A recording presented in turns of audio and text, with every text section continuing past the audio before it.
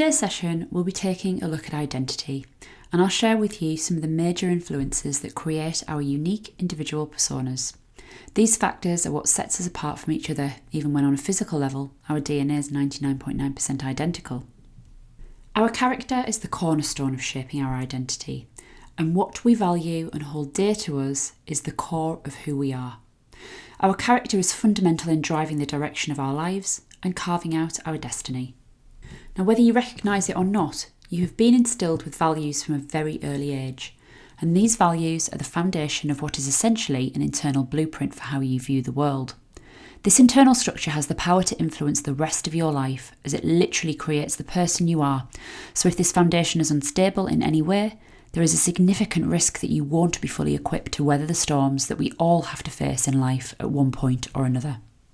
Now, in the words of Jack Fresco, no one is born with greed, prejudice, bigotry, patriotism and hatred. These are all learned behaviour patterns. And as babies, we are all born with a blank canvas. All of our behaviour is learned, and we pick up our values from the behaviour that we see from those around us. This helps us to develop our own set of unique values and begins to shape our character as we grow. However, because of the way that our brains develop as children, we're unable to make any kind of rational judgment until we reach the ages of 7 to 10, when our brains are fully formed. Unless we get a good start in life and we have formative experiences that are supportive ones, we can end up with unmet needs, and these can create emotional voids within us. Now, children being as resourceful as they are, they will fill these voids in any way that they can with things such as comfort food, TV, video games, or social media, for example. But what then happens is that they then create value in these things, even though they aren't good for our health and well-being. And it's these kind of unhealthy behaviour patterns that we can often develop in early childhood that can end up staying with us throughout our whole lives. And we end up turning to food or TV, for example, when we hit an emotional low, as this was our source of comfort when we were children. And in worst case scenarios, this kind of limiting behaviour can even lead to more dangerous addictions with things such as drugs and alcohol. Now, next we come to our personality, and it's important to make a clear distinction here as to how this differs from our character, as the two can often be very different. Now, whilst values relate to our character, beliefs relate to our personality. Values are simple and universally recognised as qualities that any individual has the power to possess. They align with the truth of who we are, or at least who we should be. Beliefs, on the other hand, are a lot more complex. Beliefs can be generated from multiple different sources, except just because we believe something to be true doesn't necessarily mean that it is. Our beliefs are influenced in two main ways, either internally or externally. Now, internal beliefs are created through our own experimentation, the experiences that we have in life, or our reflection upon those experiences. Now, externally created beliefs, on the other hand, are influenced by those who have either expert knowledge in specific areas, authority figures or people in positions of power or in the public eye, such as politicians or celebrities, for example. And then there are canons, and these are people who are figureheads within religious institutions, and these can wield a huge amount of power and influence in your life if you grew up in a religious family or community. Now, your character is the real you, the person that only your closest family and friends gets to know and see behind closed doors. It's also the you who you are when nobody is watching. Our personality, on the other hand, is the version of ourselves that we show to the outside world. It is defined by our social graces, etiquette, and expectations of our colleagues and peers. It's how we behave in public when we know people are watching us. Now, if we don't have a set of strong values and supportive core beliefs, this can create a lot of confusion about our personal identity. And if we don't know who we are, it can often be difficult to know how to behave. Now, integrity comes from having character values that support us and that match our core beliefs. When the two are in alignment, it shines through into the person that you present to the outside world. Now, one of the most prevalent external influences that can affect our personal identity is the culture that we grow up in.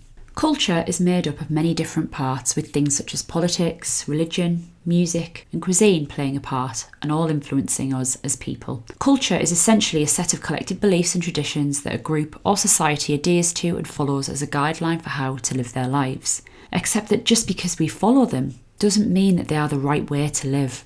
There are a multitude of cultural lies that we tell our children, with traditions such as Santa Claus, the Easter Bunny and the Tooth Fairy, for example. But have you ever considered what the deeper impact is that these lies are having on our relationships with our children? Now, once this veil of lies and deceit is lifted, We can begin to doubt the people that we trust the most, and this is where teenage rebellion can start. These young adults don't know who to turn to for guidance, as the bond of trust is systematically broken, and they instead look for guidance from external influences. These influences can often be highly unsuitable, and people in the public eye who maintain an appearance of perfection or are labelled as cool. Being cool often goes hand in hand with smoking cigarettes, weed, drinking alcohol and taking drugs.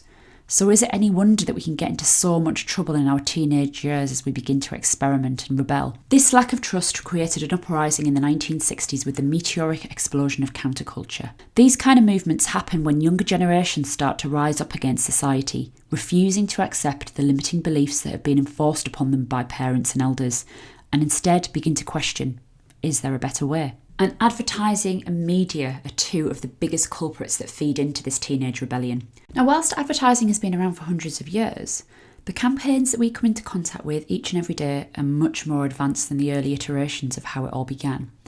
The mass psychological manipulation that we come into contact with each day in PR and marketing was the brainchild of a man named Edward Bernays, who just happened to be the nephew of Sigmund Freud. Bernays' first truly successful campaign was in convincing women to smoke cigarettes, and this was during a time when it was frowned upon for them to do so. Bernays staged a dramatic public display during the Easter Day Parade in New York City, and he played upon the growing discontent amongst women and their desire for equality by branding cigarettes torches of freedom. Smoking then became a badge of honour for women who felt a strong desire to stand out and show that they were part of the feminist movement and desired equality. Now, obviously there was no connection whatsoever, but by linking the two, Bernays started a trend that inadvertently killed millions upon millions of lives. And by the time we realised the dangers behind smoking, it was already too late. They were a part of society, part of our culture, and the addiction had already taken hold. And it's scary how much this kind of influence can have on us. Once a person, brand, or company has gained our trust, we tend to bypass any kind of conscious reasoning or judgment about what they are saying to us and believe whatever they tell us. Now, unless we are questioning the motives of these external influences, we are leaving ourselves wide open to falling into a trap of believing something that isn't necessarily true. Except the problem is, advertising is everywhere in our lives, from actual adverts on TVs and at the cinema to product placements in the programmes and movies themselves. We have newspapers, magazines, social media, websites, billboards, it's everywhere. Every time you interact with a screen in your life, you are handing over your time and attention to a force more greater than any of us. The assault on our senses provided by any kind of media or entertainment can subtly influence our mood, emotions and beliefs, and this in turn can influence our wants and desires. And there is almost always an underlying agenda attached to whatever we read or watch, with the ultimate goal being to sell us a product or a service by aligning us with certain brands or stereotypes and that particular company's vision for how our life should be. The more that we engage with media, the more we are opening ourselves up to anyone who is trying to sell us a product or service. So we must make sure that we know exactly what we want in life and which direction we're heading in, or we can end up being lost in the distraction of this media circus, and that is highly disempowering. Now, next up is labels. And our language creates the very structure of who we are as a person. Some of the labels that we assign ourselves, however, can be extremely restrictive, and they place us in boxes that limit our capacity for growth. And gender is one of the most basic labels that we assign ourselves as humans. But as with our health, this is something that we are only looking at through the lens of the physical. Yes, our anatomy may be divided by male and female body parts, but the biological divide is where this ends. We all have the capacity to think the same thoughts and feel the same feelings. Gender outside of the realms of our anatomy is essentially a made-up concept. The stereotypes that come with the male or female role models can be the most limiting and damaging labels to a human. The thoughts and emotions that we all think are essentially energy. And when you bring this natural divide to the level of energy, this is where you step into the discussion about masculine and feminine, which is very different from male and female. Now, the mistake that we often make is attributing masculine energy to men and feminine energy to women. And this just isn't the case. We all have the capacity to embody either type of energy and all of the qualities that that particular energy brings with it. The qualities of masculine energy is that it is action-oriented, pushing forward out into the world, the consumer, the doer, the driving force in society. Feminine energy, on the other hand, is creative, receptive and expansive. It's who we are when we are contemplating, meditating or relaxing, and things which we often don't spend enough time doing. Now, these are just two of the labels that our culture and society have assigned us, but there are much more damaging and destructive ones out there. Unless we begin to have clarity about the labels that we are assigning to ourselves and others, we can create confusion and chaos. Our words hold tremendous power, and we must learn to wield that power wisely. Now, when it comes to judging either our own or anyone else's identity, we can often be quick to judge behaviour because we are fed false ideals about what is normal or how we should behave in an ideal world. But in reality, the world is far from ideal, and realistically, no person is perfect. In fact, it is our human nature to be imperfect and to make mistakes, as this is how we grow, learn, and more importantly, evolve. Unfortunately, we are limited by the fact that we live in a society that is extremely unforgiving. Rather than reframing failure as something that we all go through and helping each other by giving support and encouragement to learn from the mistakes we make, instead we have adopted attitudes such as 3 strikes and you're out and 0 tolerance. This creates an underlying fear of making any kind of mistake in life. On our journey in life, we all encounter failure in one way or another. We all make mistakes, and to be human is to be imperfect in some way. Now, until we accept this fundamental fact of life, then we will always be blocked by the fear of failure. When we instead reframe failure as an integral part of our journey towards success, then we really begin to open ourselves up to tapping into our true potential. Part of the process of reframing failure includes learning to accept our own imperfections, acknowledging any mistakes that we make, and then reflecting on the lessons that we've learned so that we can grow and evolve from the experience. So we've learned that our identity influences our behaviour, but also our behaviour can influence our identity and the way that both we ourselves and others perceive us. For every action that we take, there is a subsequent effect. This is a universal law in which there is no escape from. Our words and actions will always have consequences on our future selves, so unless we take care and consideration in how we impact the world through our interactions with others, what we do and how we conduct ourselves will always come back to haunt us. When we begin to understand the part that our values and beliefs play in shaping our lives, our behaviour, and ultimately everything that happens to us, we can then start to reprogram the way that we think, feel, and act. And it is only when we develop a strong set of values and core beliefs that can support us in life that we can go on to find true happiness. It is a lack of these inner values that create our unmet needs, and these in turn create the limiting behaviour and addictive patterns that we can often fall into. When we begin to meet these needs within us, it allows us to become less reliant on the things that we've used to fill the emotional voids that they once created. And as we do this, we can start to step away from these addictive patterns that we have around food, drugs, or alcohol, and begin to live a life of true fulfilment instead. So that's the end of today's session, and it's now time to reflect on what we've gone through and make it meaningful to your own life. So I want to begin this exercise by asking, how clear are your own values? What is it that really matters to you in life?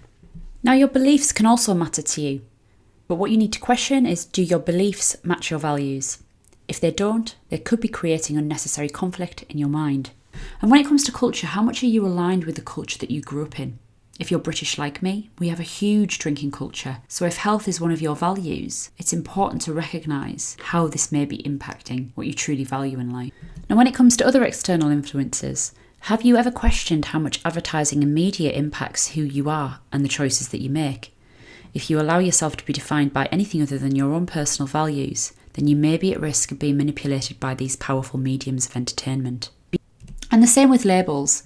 Are there any labels that you're assigning to yourself or that other people assign to you that may be limiting you in life? And this is a tricky one. When it comes to failure, how do you perceive it? Are you the kind of person who brushes it off and gets on with things? Or does it really knock the wind out of you? And finally, when it comes to your behaviour, I'm sure you already have an idea of some of the things that you'd like to change within yourself.